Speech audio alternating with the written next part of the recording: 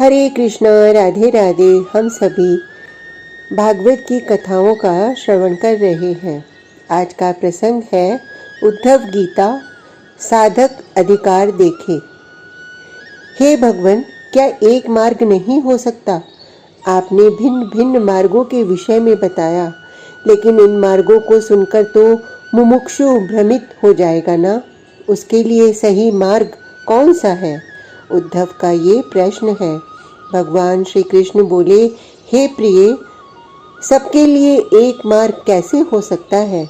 सबके कर्म प्रारब्ध अनुसार अधिकार अलग अलग हैं, उसके अनुसार स्वभाव अलग है।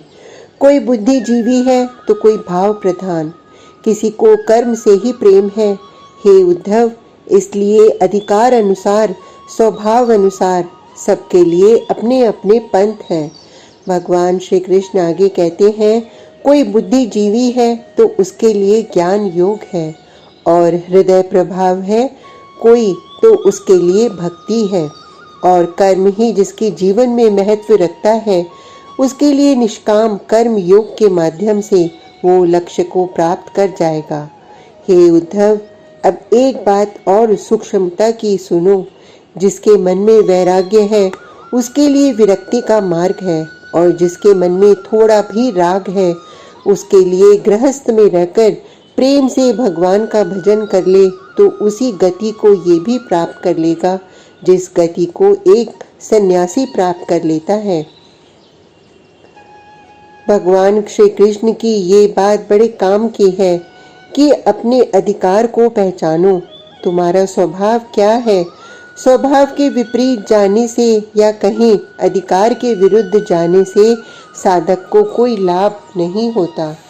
भगवान श्री कृष्ण उद्धव को एक बात कहते हैं, अधिकार के विरुद्ध साधन करने से गुण भी दोष बन जाते हैं और अधिकार अनुसार चलने से दोष भी गुण बन जाते हैं। इसलिए उद्धव, अन्यों के मार्गों को मत देखो। उद्धव, दूसरे का पथ कैसा है, तुम्हें इससे क्या प्रयोजन? तुम तो अपना मार्ग देखो, कितना चलना है वो देखो, तुम कब तक पहुंचोगे वो देखो। अपने गुरु का आश्रय लो, उनसे पूछो, वो जो कहें उसे मानो। इसके बाद भगवान श्री कृष्ण कहते हैं, मित्र, सब कुछ मैं ही हूँ। भेद वैसे कहीं नहीं है, किंतु व्यवहार में भेद दिखाई देता है, वो हमारी कल्पना है। ये आवश्यक है इसलिए कि जीवन की यात्रा को भी तो चलाना है, इसलिए मात्र व्यवहार के लिए भेद है, बाकी अभेद ही है, क्योंकि मेरे सिवाय और कुछ भी नहीं है। हे उद्धव, मैंने जो तुम्हें कहा कि अधिकार के अनुसार मार्ग पर चलो, ये भी व्यवहार ही है।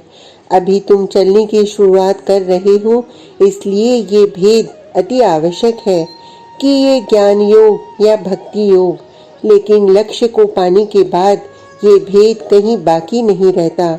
ज्ञानी भी वही है और भक्त भी वही है। ज्ञानी भक्त है और भक्त परम ज्ञानी। हे उद्धव, भक्त से बड़ा ज्ञानी और कौन होगा, जिसने ये समझ लिया कि मेरे प्रियतम के सिवा और कुछ है ही नहीं। उद्धव बहुत प्रसन्न है। भगवान इतना ही बोले हैं। आज का प्रसंग इतना ही। कल तक के लिए हरे कृष्णा, राधे राधे।